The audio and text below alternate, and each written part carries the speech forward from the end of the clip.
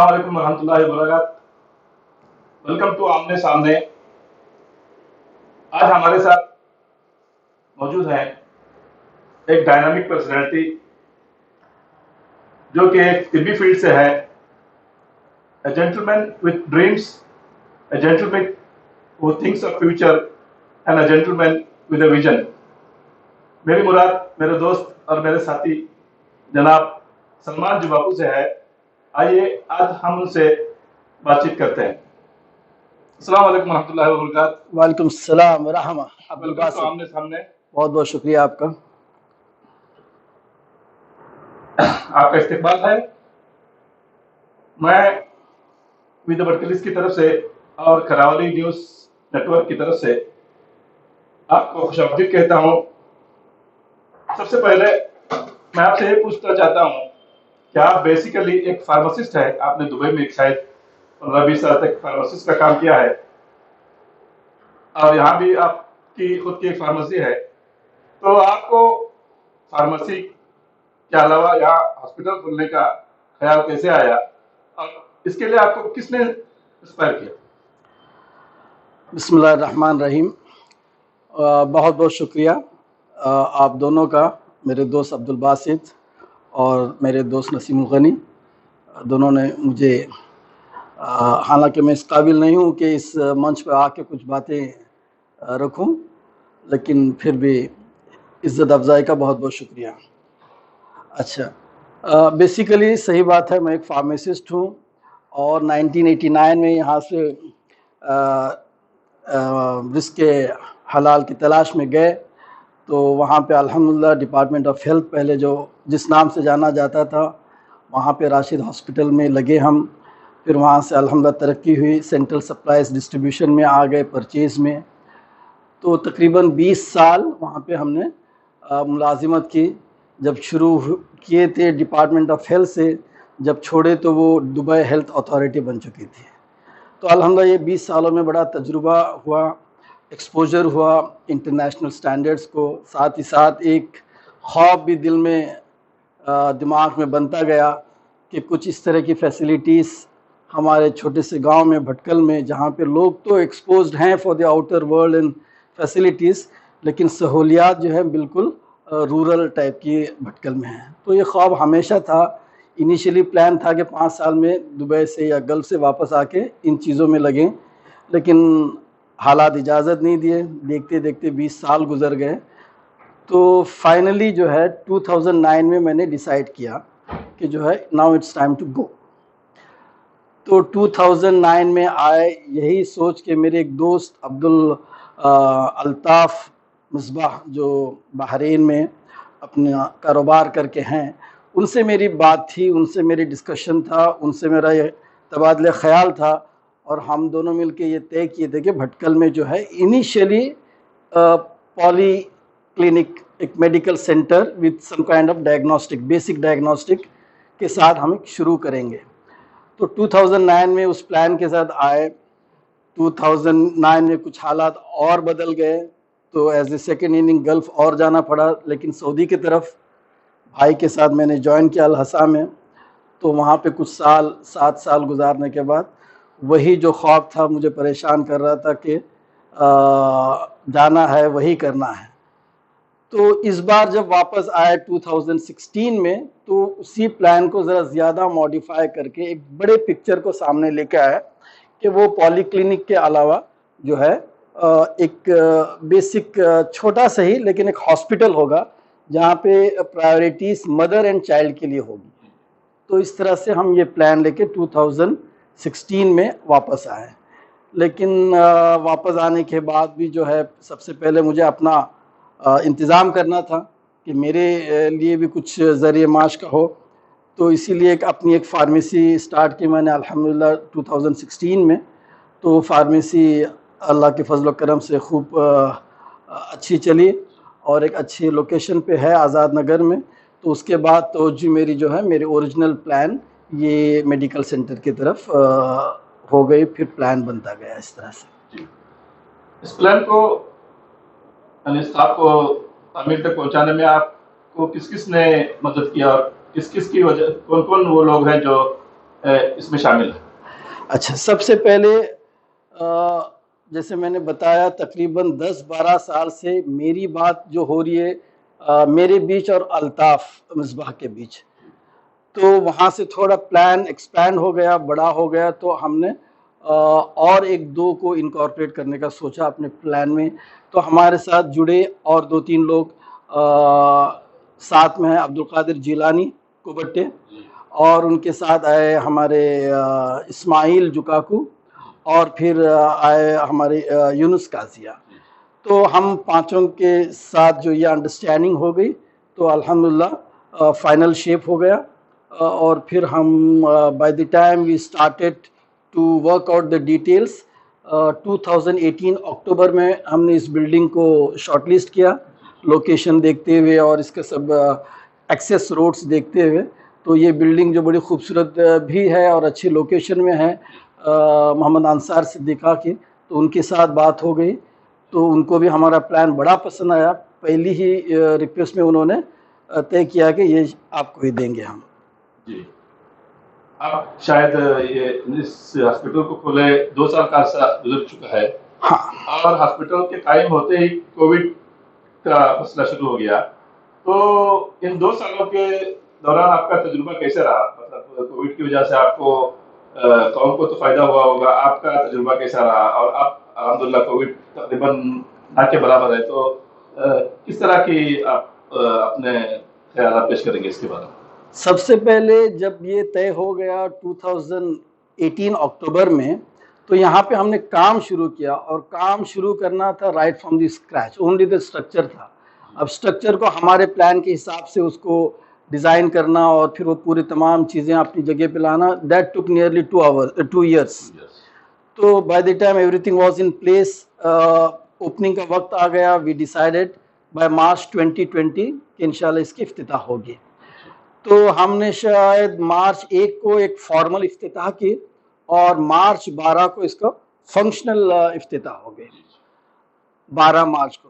और जो है 22 या 23 मार्च को जो अनफॉर्चुनेटली जो कोविड चीज़ें कोविड रिलेटेड मैटर शुरू हो गए, 23-24 से सील डाउन और lockdown. So initially start was a very tough start, we had a very tough time.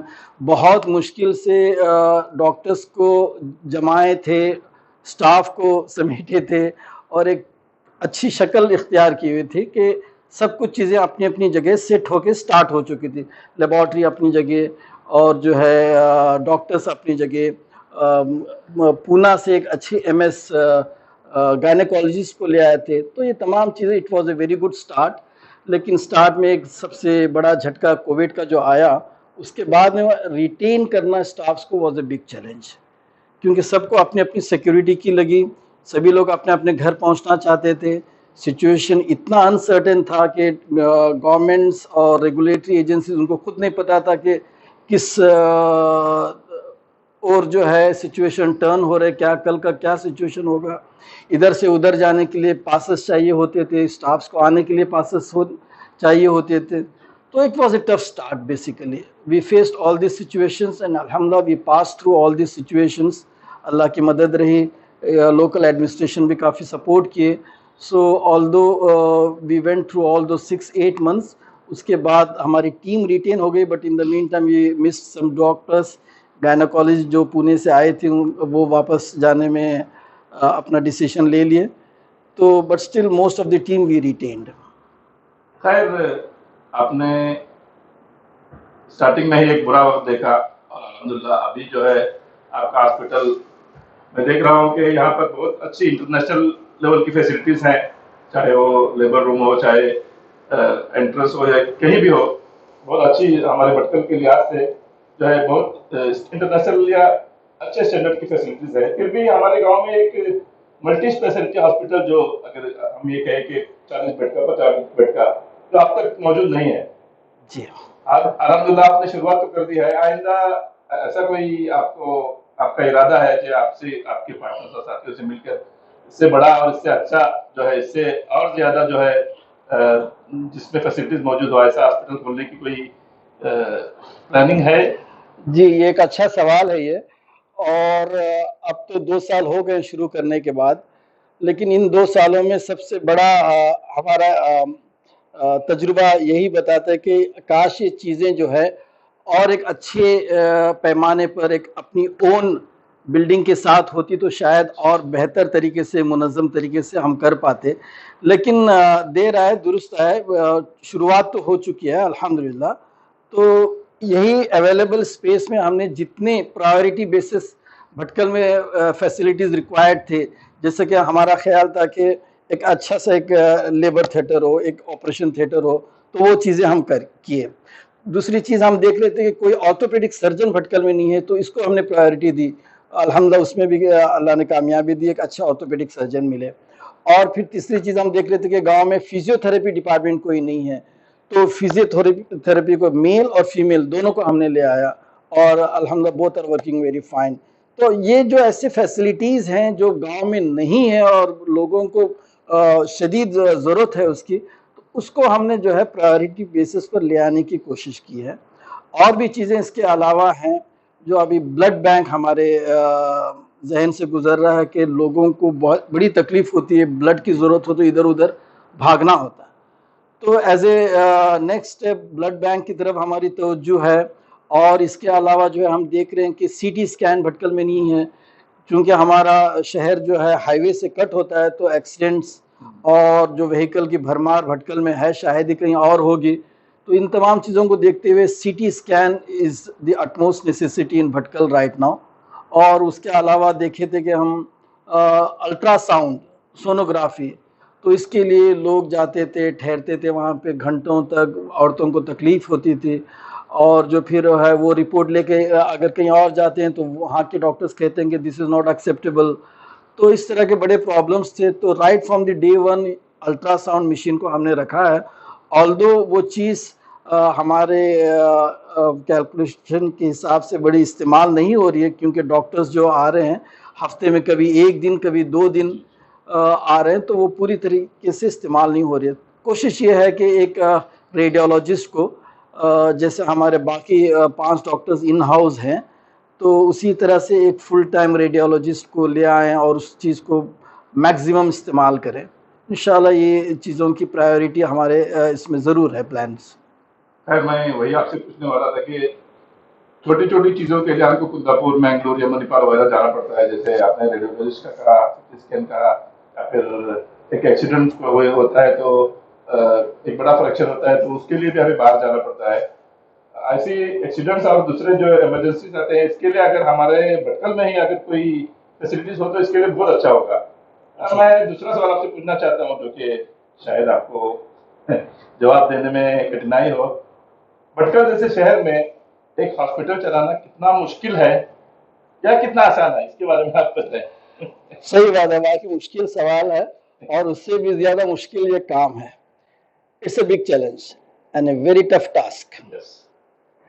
Challenge ऐसा है कि उसकी भी कुछ वजह है। It's not the entire fault is not on the public. उसके भी कुछ वजूहत है। Maybe we as an community, we as an institution, we as a जमात और whatever level, we fail to provide और bring this kind of facilities which was suppose to be long back. वो न होने की वजह से पिछले 30-40 साल में लोगों को मजबूरन एक सफ़र तय करके जो है दूर दूर दराज तक अपने इलाज के लिए जाना पड़ा। और ये जो एक माइंडसेट बना हुआ है, परसेप्शन बना हुआ है कि भटकल में डॉक्टर्स बुखार, सर्दी, खांसी, पेट का दर्द, जुलाब, बस इन चीज़ों के लिए इट्स फाइन।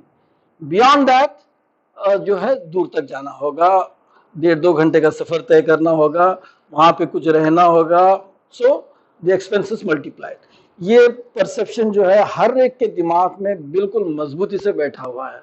ये अभी तक शायद वक्त लगेगा उस माइंडसेट को थोड़ा चेंज करने में, लेकिन होगा। वो इसलिए कि हमें ज़रा मुसलसल 3-4 साल तक उनको सेल्फलेस सर्विस देनी पड़ेगी, उनको यकीन दिलाना पड़ेगा कि वही चीज़ें यहाँ पे भी होती हैं, वही प्रोसीजर्स यहाँ पे भी होते हैं, वही डॉक्टर्स यहाँ पे भी आ सकते हैं। तो मेरा ख्याल है 3-4 साल की लगातार मुसलसल services will help us to change this perception. मैं भी यही देख रहा हूँ हमेशा से यार। मेरा भी एक काफी दिनों से तकरीबन 20 साल पहले मेरा एक ऑपरेशन हुआ था, तो मुझे घर वालों ने कहा कि आप मैंगलोर चलते हैं। नहीं, मैंने नहीं कहा, मैं यहीं करूँगा। तो निशाद हॉस्पिटल में मैंने डॉक्टर को बुला के वो ऑपरेशन कर दिया। पिछले 3 महीने पहले मैं बीमार पड़ गया, तो मैंने गवर्नमेंट हॉस्पिटल में 2-3 दिन वहाँ पर मैंने गुजारे। तो मेरा ये मानना है कि जब हम, थोड़ी सी तकलीफ तो होगी, लेकिन जब हमारे यहाँ ऐसी फैसिलिटीज मौजूद है, तो हम क्यों ना इस्तेमाल करें। इसके लिए मुझे भी अच्छा होता है और दूसरों को भी अगर मैं बता दूं तो उनको भी पता चल जाता है कि भटकल में भी हम ऐसी फैसिलिटीज कर सकते हैं। खैर, मैं आगे बढ़ते हुए आपसे अगला सवाल पूछता हूँ। अक्सर देखा गया कि भटकल में अल्हम्दुलिल्लाह पहले भी, चाहे वेलफेयर हो, चाहे निशात हो, चाहे से पहले जो शिफा हॉस्पिटल था, उसमें अच्छे अच्छे स्पेशलिस्ट आते हैं, अच्छे अच्छे डॉक्टर्स आते हैं और तजुर्बेकार डॉक्टर भी आते हैं। लेकिन अक्सर देखा है कि कुछ 6 महीने, साल, 2 साल रह के वो भटकल से चले जाते हैं।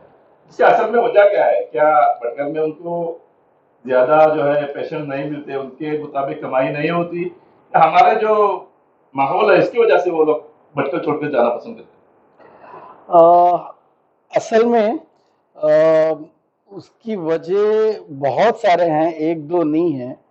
और definitely economics is not the reason, क्योंकि फिनेंशियली कोई चीज़ जितनी वायबल भटकल में है शायद कहीं और भी नहीं होगी।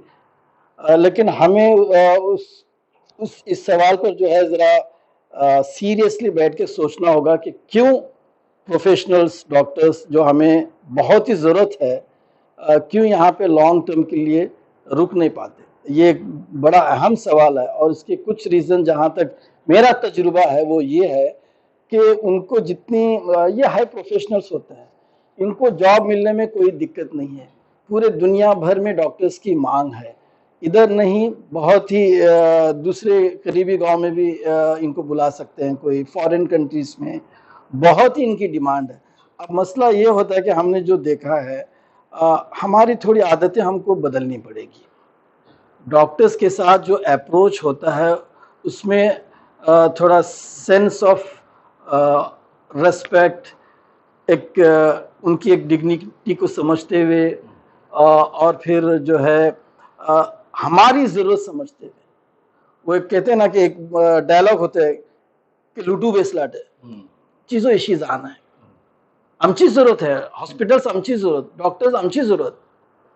इथं गावात फॉर एक्झाम्पल एक ऑर्थोपेडिक नाही तरी एक शेकडो असलेले कॅज्युअलिटीज जाता हे नव्हतले आम्ही आमची जरूरत आहे आमका फोकस इथं का जाता अब्दुल बासित मी पल्लाड आहे कॅबिन भितर एक धाकलीशी कॅज्युअलिटी जाता तरी असले 10-15 माणसं कॅज्युअलिटी भीतर येतात डॉक्टर तिंगा प्रोसीजर करते वाटे वो मशगूल है अपने नर्सेस अपनी टीम के साथ उसको सवालों का भोचार करते हैं डॉक्टर कुछ सीरियस है क्या डॉक्टर इधर हो जाएगा डॉक्टर 10 में से 3-4 तो खुद ही स्पेशलिस्ट होते हैं ये सब गूगल में डॉक्टर्स हैं सब गूगल में नहीं ऐसा ही बस बोल देते हैं और फिर अच्छा नहीं है वो डॉक्टर अच्छा है और फिर डॉक्टर कर रहा होता है वहां पे उसको पूछते हैं डॉक्टर ये आपसे होगा या हम इसको और दूर लेके जाएं कुंदापुर ले जाएं मैंगलोर ले जाएं वो कर रहा है प्रोसीजर में तो क्या होगा डॉक्टर का मूड भी बदल गया ये बात सुनने के बाद और डॉक्टर ने ठीक है भाई आप लेके जाओ यही होता है हत्या के लोग ऐसे होते हैं इस तरह के सवाल भी करते हैं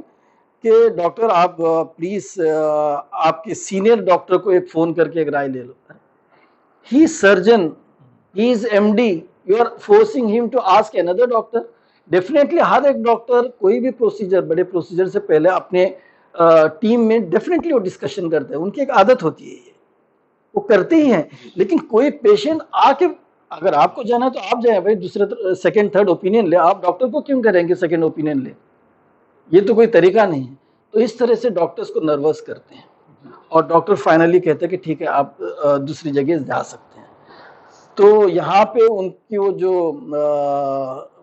सेल्फ रेस्पेक्ट होती है हर्ट होती है and this is the most common complaint I have heard from the doctors कि यहाँ पे इज्जत देना नहीं आता लोगों को समझे जी इसीलिए मैंने आपसे ये सवाल पूछा था कि आपकी जुबान से लोगों को मालूम हो गया डॉक्टर्स को भी और हॉस्पिटल चलाने वालों को भी कितनी तकलीफ उठानी पड़ती है इस वजह से खैर आपका बहुत बहुत शुक्रिया मैं आखिर में पूछना चाहता हूँ कि हमारे जो नौजवान है या जो वर्क करते हैं मेडिकल फील्ड में उनको आप क्या मैसेज देना चाहेंगे? देखो, स्टिक टू द बेसिक्स, समझे ना। और भटकल में हॉस्पिटलों की ज़रूरत भी है, प्रोफेशनल्स की ज़रूरत भी है।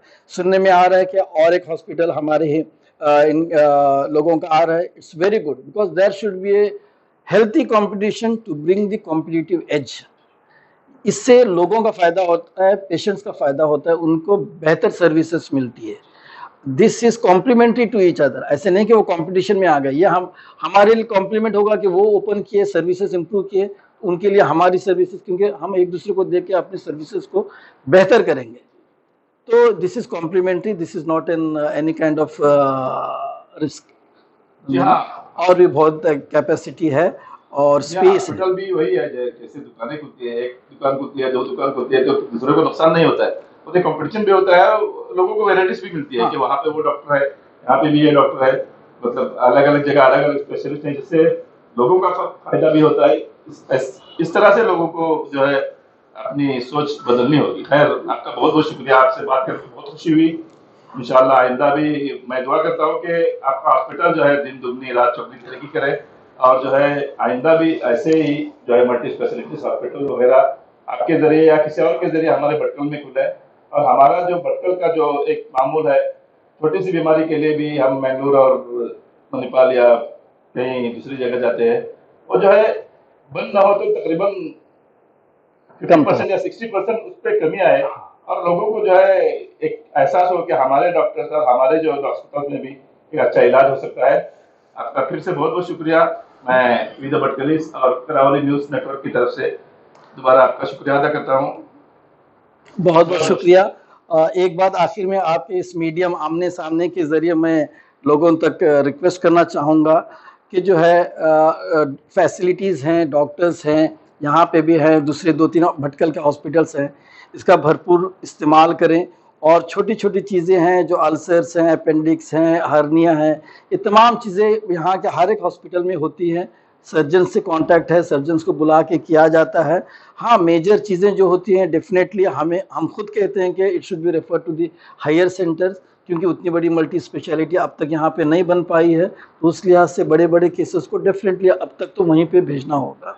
तो बाकी छोटी मोटी चीज़ों के लिए डेफिनेटली लोकल डॉक्टर्स और हॉस्पिटल्स को प्रीफर करें। इंशाल्लाह इसी वजह से जो है फैसिलिटीज़ और बेहतर होगी। बहुत बहुत शुक्रिया, आपने मुझे मौका दिया अपने ख्यालात को सामने रखने का। बहुत बहुत शुक्रिया। अल्लाह आपके काम में भी खूब बरकत दे। जज़ाकल्लाह खैर। Thank you so much. जो है मुस्तकबिल में आपके लिए जो है मैं दुआ करूंगा कि हमारा ये जो हॉस्पिटल है हमेशा जो तरक्की करे, और यहाँ पे जो भी आए सेहतमंद होके अपने घर वापस जाए। इंशाअल्लाह इंशाअल्लाह इंशाअल्लाह। तो ये थे जनाब सलमान जो बापू साहब, जिन्होंने अपने तजुर्बात और अपने हॉस्पिटल के बारे में हमें तफसील से जानकारी